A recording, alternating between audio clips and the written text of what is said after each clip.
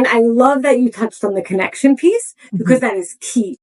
Joining me today is Nechama Woitovich, a certified Floortime therapist and an educational play coach with a remarkable track record of helping hundreds of parents unlock their child's full potential through play. In this episode, we're going to explore what Floortime therapy is and how its philosophies, techniques, methods can enhance and enrich our parenting journey. Back in 2022, when I was navigating the early days of motherhood, I had the privilege of meeting today's guest. Just a few conversations with her brought about a profound transformation in my own parenting style. Her insights were nothing short of transformative, and I am beyond excited to share them with y'all today. Hello, Nechama. Welcome to the Conversation Nook. For those who don't know you yet, could you introduce yourself, tell us what inspired you to pursue this career, and share your motivation for helping and empowering parents with play? Hi, I'm so excited to be here and to see you, and really just happy to be here. So my name is Nechama Woitovich. I'm a special educator and a regular educator for a long time. I worked in a variety of settings, preschool, middle school, even children older than that. And I used a lot of different methods, including ABA. And honestly, I ended up sticking with Floortime because it works. Floortime is really about social emotional development. So for years, when I was working with children, I was always like, I know I'm doing the right thing, but something's missing. Why is this working? Social emotional development just feels so fluffy. It really feels all over the place. And when I found Floortime, it was like my eyes opened because it took this social emotional development and it made it really manageable. It gave me steps and it let me understand how I was hitting the right things and how I could identify what to do next. And not only that, it's done in a way that I could teach it to others. Could you briefly explain us what Floortime therapy is? So it's really called DIR Floortime, and we'll talk about, I guess, the Floortime part first. So Floortime itself, so it's really a play-based practice. It doesn't mean you have to always be sitting and playing with toys. It's about interacting with your child in a playful way to build a strong connection, which helps move them forward in their development. For example, you could do this when you're running errands. You could do this when you're giving a bath, popping the bubbles together in the bathtub. But it's done with intention of where they're holding developmentally, and it helps move them forward. Because it's really a more broad kind of thing. We're working on creating a foundation, a strong foundation of social, emotional, of intellectual, and understanding their sensory systems. What I mean by social emotional is think about what we need to function in the world. We need to be able to stay calm. We want to be with other people. We want to be able to hold a back and forth communication. We want to be able to solve a problem, right? So these are all things we need to function with friends, to function with family, to function in a new situation, to function in school. So it could be very hard when we're faced with something big. So we want to practice it. And we want to help our children build it in that safe environment, in that strong bubble of connection that we're having with them. And by intellectual, so we work a lot on problem solving, which is a very big piece. Being able to expand your mind, expand your thoughts, think outside the box. We work a lot on creative thinking, which is, something's going on. Can I understand it if it's not spelled out perfectly to me? Can I make that jump and figure something out that's not right in front of me? Like if you're reading a book to a child and you see a picture and the character in the book is sad and you're like, oh, look, the character's so sad in the book. We want them to be able to figure out why they're sad, what's going on inside of them, and maybe even apply to themselves. Could you get into what we mean by DIR? So DIR is D is developmental stages, the I is the individual differences, and R is relationship. So we have the D, which is our developmental stages. In order to understand where our child's holding, we have to know what developmental stage they're at and what they need to work on and what the next level is as well. So understanding and knowing those developmental stages is a very powerful tool in order to help our children. The I is individual differences. So in the I, we look at sensory systems, right? Which is, how, do loud noises bother your child? Is your child a picky eater? All of those kind of things. But it's not only sensory systems. It also looks at our family. Are there a lot of children in the family? Is there a lot of things going on in the house usually? If they have a hard time with eating specifically, what does dinner look like? Does the food look the same every night? If bedtime is hard, we look at the bedtime routine. So we're looking at all the different things going on that create a person. We'll also take like past traumas into account. If a child had a very hard time in the school, they might be nervous to go back to school. That would be an individual difference as well. Yeah, because we want to see if those individual differences are getting in the way of development. And we really have to take those into account. The R is relationship. That's the most important thing about DIR. Because to do hard things, it's very motivating when we have that relationship with somebody cheering us on. And we definitely want to be the cheerleader for our children. In this context, the R is relationship with the person who is doing the Floortime therapy. That's the first step. And when we're having that strong relationship, it eventually branches out. It generalizes relationship with themselves. We're always working on self-awareness, relationship with others. An example. So basically the DIR is more of the theory of the floor time. So you take a floor time session, you kind of plug it in. You take your child's developmental level, you look at the individual differences, like is it a noisy room? Is it a crowded room? And we make sure we have that high relationship going on. And then we get a session. And the beauty is, because we're working right at their level, and we're taking into account all the things that would stress them out, all those individual differences, it's just a fun, stress-free session where we're really tailoring it to. Could you share any of the Floortime Therapy philosophies? Yeah, so I would say the main Floortime philosophy is the relationship. We have a saying in Floortime, you should be the most fun toy in the room. It's about being together and being connected. It's not about the toys. It's about you. And my goal is always to teach parents how to do this, because I believe parents are the most important person in their child's life by far. Teach a parent how to do floor time. They can connect with their child and they can really help their child shine. What would be the best and easiest way they can start building that connection with their child? So to start building, I would say set aside a few minutes a day. Think about what your child enjoys. Sit down with your child and just join them in it. It could be anything. It doesn't even have to make sense. It could be making silly faces at each other. It could be putting ABC magnets on a fridge. It could be jumping up and down together. It really could be anything. Or it could be more complex play. If you let your child lead, if you follow your child, they feel really seen and really, really understood.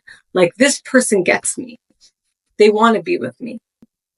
And I think you'll see from there that a lot of struggles tend to get a lot easier because your child feels connected. We mean the child needs to feel he or she is seen. Yeah, I think that's right. And the difference is, because you can have back and forth, but you could be leading the whole thing, right? Think about it. You could say, come here, we're going to do this. We're going to do a project. Isn't this fun? And your child might have fun. I think they'll still like being with you. But we're not maximizing that time. We're not getting as much as growth as we can out of that time. So we want the child to lead. Could you share what are the Floortime therapy methods or techniques that one can, start following? So as a therapist, I come in and the first thing I do is I get a lot of information from you because you know your child best. Then we do an evaluation. Sometimes we could do it over Zoom through like a video kind of thing, or, if it's in person in New Jersey, we do it in person. And then from there, I'm able to figure out the sensory differences, the individual differences, as well as the level. And then we make a plan. And it's like, okay, so for example, let's say a child has a hard time connecting, just basic connecting. So I'll say, okay, for 2 weeks, we're going to work on the level of connecting. For 10 minutes. It's a little different with the level of connecting. It's more like, instead of 10 straight minutes, because that's a lot of connecting, that could be really, really overwhelming. I would say 5 minutes twice a day. And in that time, we're going to do something they love. And we're just going to have brief moments. If they love a certain light up toy, we're going to use that. And we're going to be like, oh, look at this. And then we're going to kind of like stop. And the child's going to come to us because they want to do the toy again. Or we'll spend a minute, looking at a book that they love together and just enjoying being together, or pushing a train back and forth to each other. Anything that they love, we just spend time only thinking about the connection, making funny faces, kind of playing tag with each other, anything that just connects. And after 2 weeks, we evaluate, how's this going? Are we seeing movements in the right direction? Usually we are. I'm going to be honest with you, 90% of the time we are. It doesn't mean everything is perfect and everything is fixed, but it means we're seeing movement. It's easier for a child to connect with others. Can you elaborate on what we mean by the levels? Okay. So there are the developmental levels, the developmental stages. So these stages actually don't always have to go in order, as in like this. A child could be very strong in like the first 2 stages and the 4th and the 5th stage and be missing the 3rd stage. And that's what gets tricky sometimes, because we're like, oh, but my child can totally do creative thinking. They don't have a problem with that. But if we look back, maybe they're having a hard time with engaging or with shared problem solving. So that's why it's really important to figure out kind of the most lowest level that needs strengthening and work with that level. So the levels are as follows. So there's level 0. It's not a real level, but it's safety. We need physical safety. We need emotional safety. If something isn't safe, we can't learn, we can't do anything. So what that looks like practically is as follows. If a child is having a meltdown and maybe they're throwing or maybe they're hitting or they're trying to touch something dangerous, we have to put everything aside and of course deal with that issue. We never have to feel bad about that. Safety is always first. And the same applies if they're making siblings feel unsafe. Safety is always first and we don't have to feel badly about that piece. So after safety is level 1, which is being able to stay calm and being able to focus with somebody else. Really just being able to function in the world calmly without getting overwhelmed just by being. That's level 1. The child needs to be physically comfortable. They should have eaten well, slept well, played well, pooped well, and if I'm missing something, but there are these basic necessities that a child has to have it. And if they're hungry, sleepy, or little cranky, don't start doing therapy or any kind of techniques and methods with them, because you want them to be comfortable first. The third one is, we have to make sure they're emotionally in a good place, and we do that by making sure they're physically in a good place. That's a big piece of it. Level 2 is wanting to be with other people. This is where it starts to get fun. They want to be with you. They're lighting up. They're just kind of like snuggly and just happy to be together. Like that's how I would explain level 2. Level 3 is back and forth. So it's very quick. It's like throwing and catching a ball. It's like handing each other things. Very, very, very quick. And we want a bunch of those. We want like them to easily be able to do this. We don't want it to take up too much of their energy. Level 4 is shared problem solving. So for example, your child hands you the juice box, right? They open that circle. They handed you the juice box. They open that interaction. Normally, we open it up the juice box and hand it back to the child, right? We finish that interaction. But if we're working on the shared problem solving, we take that juice box, we take a look at it, and it's like, this juice box is really hard to open. Let's take a look at it together. So it's not about opening the juice box. It's not that they have to solve the problem. It's about their ability to stick with the problem and not get dysregulated, not have that tantrum when something doesn't work right away. And that's hard. That's a really hard level.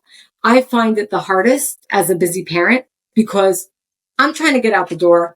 I don't have time to say, okay, let's figure out how to put our coat on for 10 minutes now, like as nice as that would be. So I don't know if you feel the same way. And that's one thing I would say. So either you could build it in during playtime or you build it in, just say 2 times a day, I'm going to work on this. 2 times a day. And within 2 weeks, we should start to see some movement.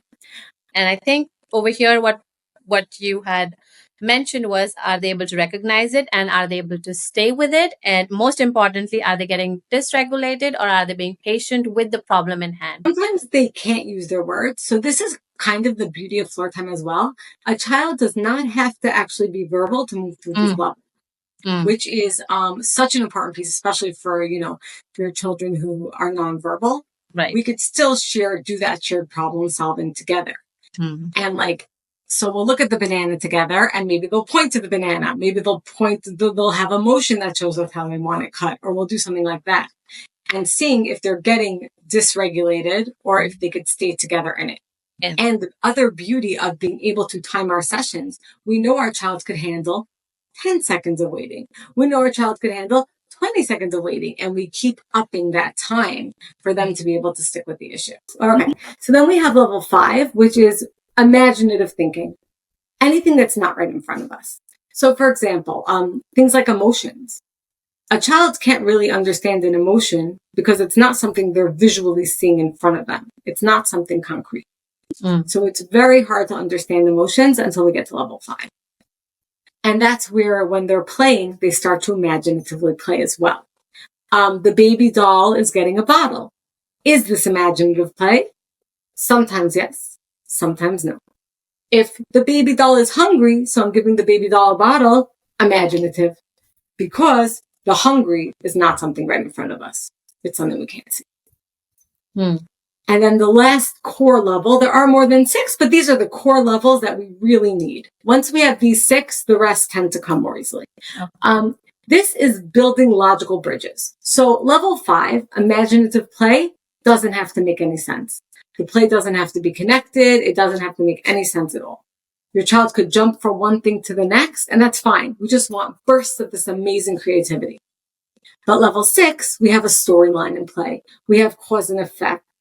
We start to understand, if I hit my sister yesterday and got in trouble. If I hit my cousin tomorrow, I might get in trouble also. So until level 6, they really don't get that piece, which is hard. Can I say the 6th one, that is the logical bridge, the cause and effect? Is it for older kids? At what level or what age can level 6, you can start seeing it? What age? So kid? 6, I just want to clarify on these. 6 is also understanding time and space. 5, we're kind of inching our way towards there because we understand the abstract. 6 is when we really make those connections to understand it.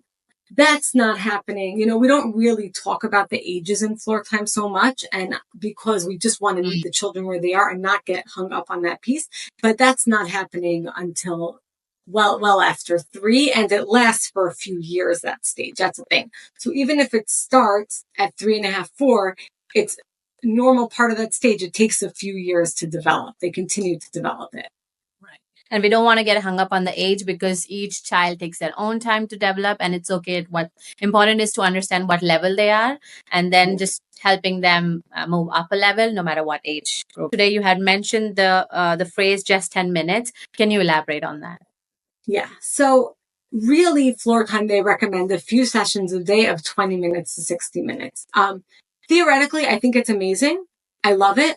But the reality is, for busy parents, and it's hard. It can really, really be hard to spend that kind of time.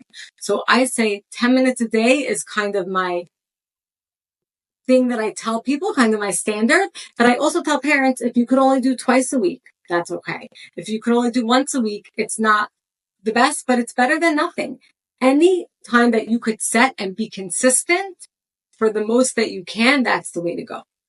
So the whole point of the 10 minutes is that giving that chunk of time that's practical for you and really focusing on these child-led interactions makes way more of an impact than you could even imagine. And what I tell parents, and I'm challenging your audience to do this as well, try it for 2 weeks.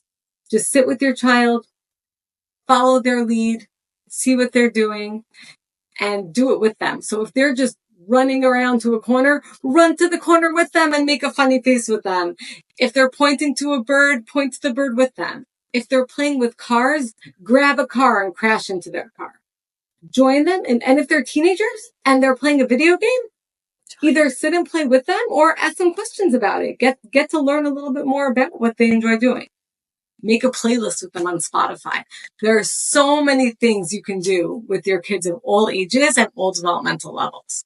But if you take those 10 minutes a day and you really let them feel seen and understand and heard, you're creating a rock solid relationship. Floortime therapy is a strength-based model. Can you get a little more into it? Yeah. So this is the really cool part about Floortime. It's all about seeing what your child is good at. So many times we worry about our children. We wonder how they're going to function, and we just see the things that are lacking. We don't get to see all the amazing things about them. So floor time, we like to look at the strengths, learn the strengths, and work with them. So for example, let's say you have a child who loves trains. That is a huge strength for them. They know all about the trains. They enjoy looking at the trains. It's something they're really engaged in. It's a strength. So we'll say, okay, great. I want my child to learn creative thinking. So I'm going to take my train and I'm going to say, oh, my train got hurt. Could we take my train to the doctor? I'm going to use their strength. I'm going to delight in what they're good at and what they enjoy. I'll find joy in what they're finding joy in, and we'll be in it together. So we want to see what they're good at. We want to take that and help them grow with it. And we also want to appreciate them for these talents and strengths. Who knows what they'll do with it one day? It's not about fitting in that perfect box all the time, even though I know that can be hard. When we say discover their strengths and then go back to the levels and look at what level they are with respect to their strength and what level they are with respect to their, aspect, the developmental aspect that they need to start, building on. So layer these two aspects during those 10 minutes so that they are, first of all, they don't lose their confidence because we are working with their strength, as well as they start learning new skills, because these 10 minutes, they get their strength, they have their connection with the loved one, as well as now they're open to incorporate the new skills that will help them. So we take the strengths of our child and we take a look at what developmental level they're at, and we combine the two together. So this keeps them interested, first of all. That keeps their attention going. It keeps them motivated. And they feel really good about it. So not only are they learning and doing something that's really, it is hard for them. It's a challenge to get to a new developmental level. But it's being done in a way that is so motivating and so much fun that they feel so successful. And they want to keep learning and growing. Okay, so like a specific example of how you would do it is like this. Let's say you have a child who, I keep using trains because a lot of kids like trains. So you have, and they also could work well for a lot of levels. So you have a child who really enjoys trains. So they feel really good about this. This is their highly motivating activity. This is their comfort zone and their confidence zone. So you have those little trains out on the carpet, right? And you're playing with them together. And you say, my child's been having a really hard time with facing new situations, right?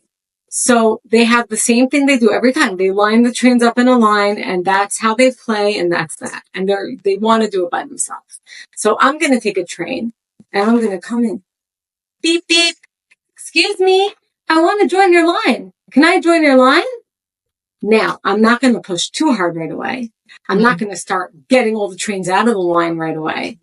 First, I'm going to just shake things up a little bit by them letting my train join the line. I'm still following all the directions.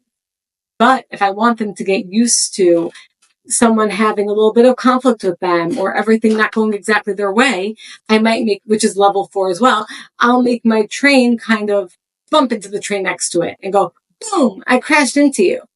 Now, we already have that strong relationship going on, right? We made sure we're calm. We made sure we ate. Everything is good. It's a fun situation. And now I throw in that conflict and then I pause. I give them a time to think and say, what do I do with this? I just got crashed into. And that's how we work on all these kind of skills. So any skill you want to work on, you can build it into your play session. Basically, you want to, first of all, understand your child and look for their favorite toy, favorite activity, and what they're really good at, their strength, their comfort zone. What is that one activity that they're really good at and very comfortable with? And now pair that with something that you would like to help them learn. It could be patience, it could be conversation, it can be communication, it can be taking directions or asking questions, it could be anything. Now layer this, something that you want to teach them, with something that they already are very comfortable with, along with the connection that you start building with your child. Now, these 3 components together will start helping them, first of all, develop other aspects. Second, it doesn't hurt their confidence. Third, it also improves the connection between the parent and the child. Yeah, and I love that you touched on the connection piece, because that is key. We have to be careful not to get stuck in teaching mode. So it's mostly the connection, and we're sneaking in the teaching. But if there's a session that you didn't sneak in the teaching and it was only connection, trust me, they're learning. Just by being connected with you, their confidence is growing. Everything is getting better for them. Imagine yourself as a child. If your parent had sat with you for 10 minutes a day, focusing on things that you enjoy, letting you feel how important you are just as a human being, what that would have done for your confidence. And that's what I tell myself as a parent on the nights that I'm tired, to be honest.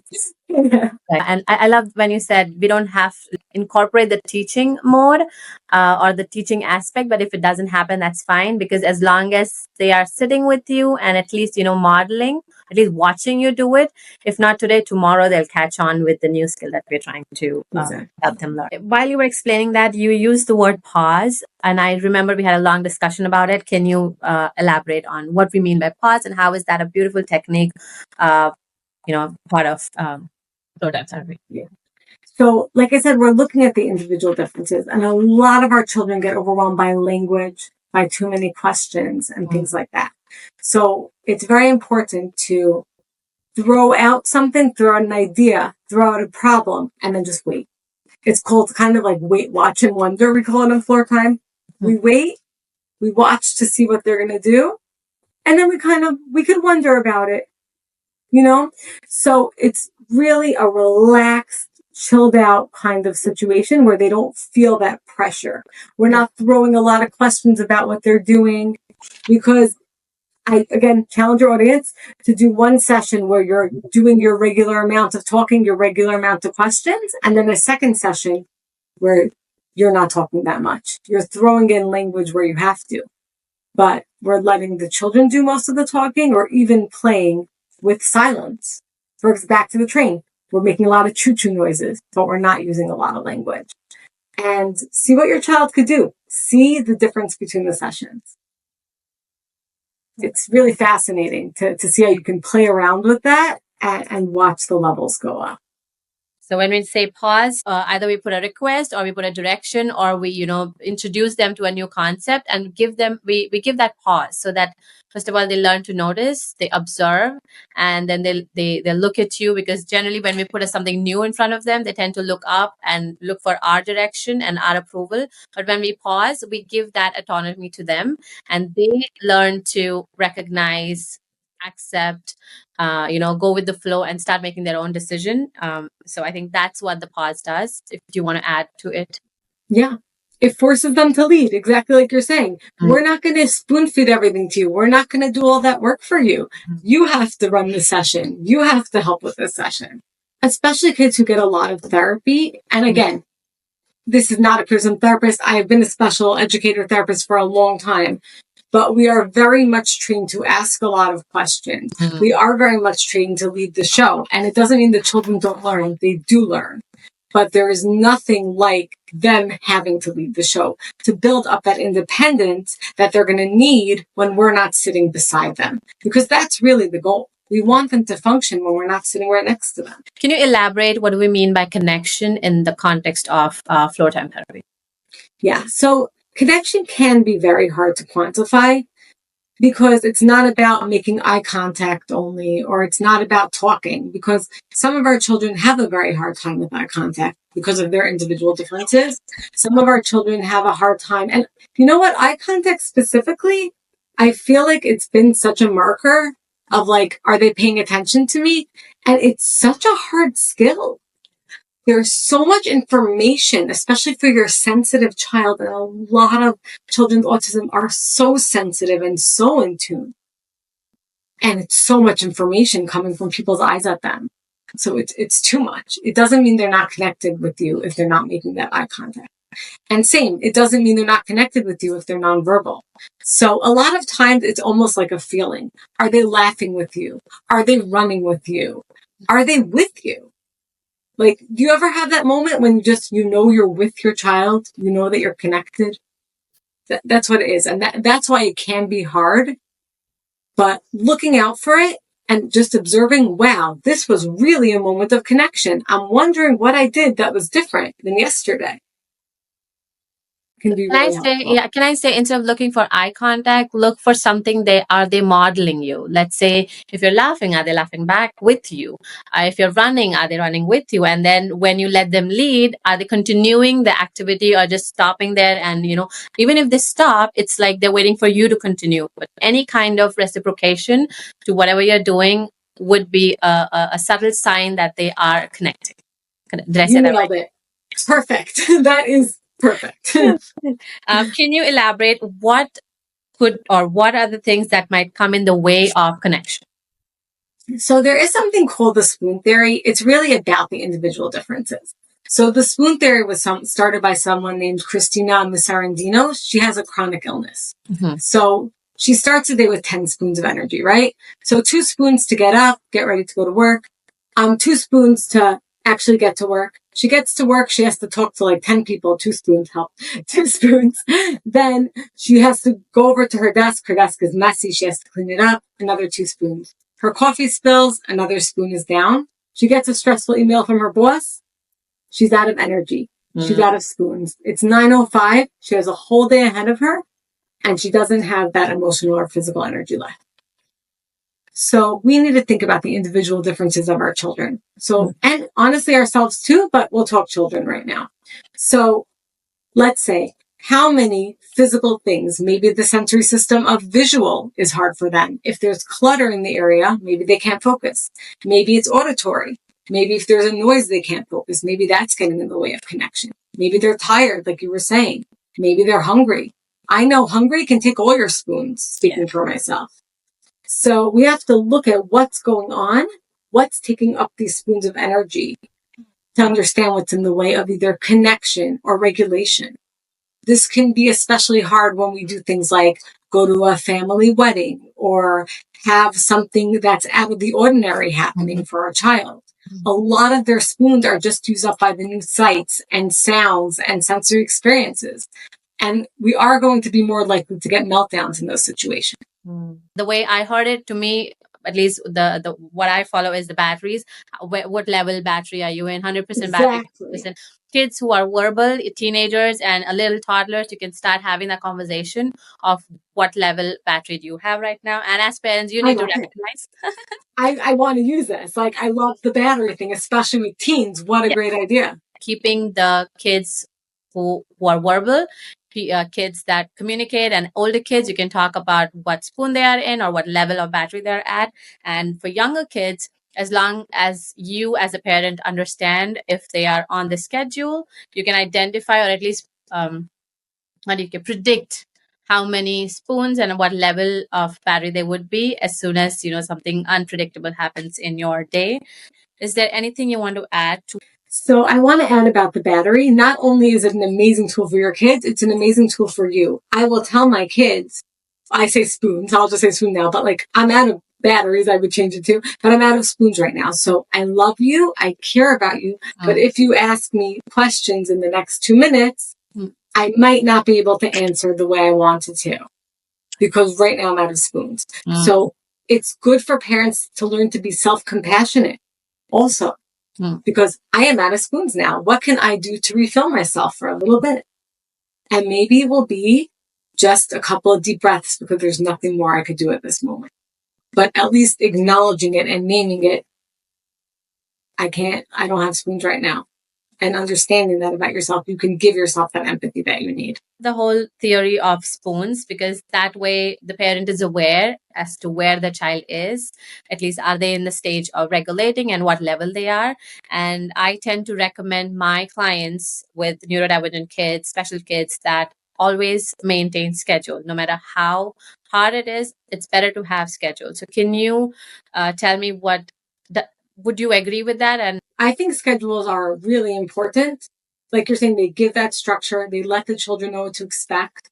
You're going to have less meltdowns. And if we're talking floor time, schedule floor time in. And that's why I tell parents, it's really nice to have a very quantifiable number. I'm going to do 10 minutes of floor time, or I'm going to even do 20 minutes of floor time, 2 10-minute sessions. I'm going to build in a problem-solving moment twice a day. You know what I'm saying? Whatever you want to work on, it works even better with the schedule. You can literally box that in. In terms of the individual differences, work around those with the schedule. For example, a child might do well with visuals. You might want to give them a visual schedule. You might want to make sure that the bath, depending if your child likes the bath or hates the bath, you're going to want to make sure you schedule enough time for them to get in the bath, for you to have those connecting moments with them in the bath. However you want to schedule it, work or really just look at your child, look at yourself, because schedule helps parents as well. Very much too. And, one of the biggest things of floor time is that it helps parents feel good about their parenting and enjoy their child. Parenting is hard. It really is, especially if your child is not neurotypical. Every day can really feel like a challenge. And we want you to enjoy your child. And that's what floor time is really about. You asked about the philosophy before. This is probably what I should have told you. Learning to enjoy and appreciate the strength of your child and having those beautiful connection moments together. Because I'm not minimizing how challenging that can feel. And I think scheduling can be a really, really nice tool for that as well.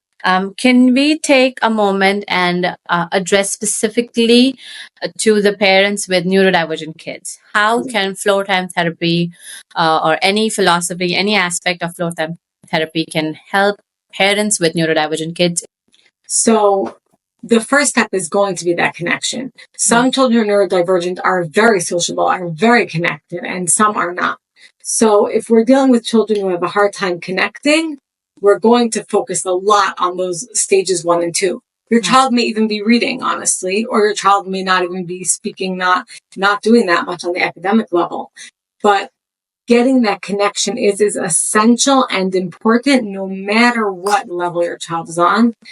And it's a life skill, because no matter where your child will end up when they're older, and I know it can be hard to think about that, but their ability to connect and enjoy being in the world with other people is going to be something that will help their quality of life be so much better. Yeah. Okay. So I'm on Instagram. You could find me there, Butterfly Play LLC. I do have a website where I have, you can join a few different membership packages where you get parenting modules, you get texting access to me, so we get on the spot kind of communication as well. So I provide services through Zoom, where I do floor time sessions and parent coaching. I do use a variety of different techniques because I don't like to be fully locked into floor time, but it's mainly based on all of that floor time, with sometimes a little bit more structure, like we were talking about with like a lot of that scheduling and different things like that. So it's a lot of fun because it's like you get to know yourself, you get to know your child, and just enjoy life. That's what I could say.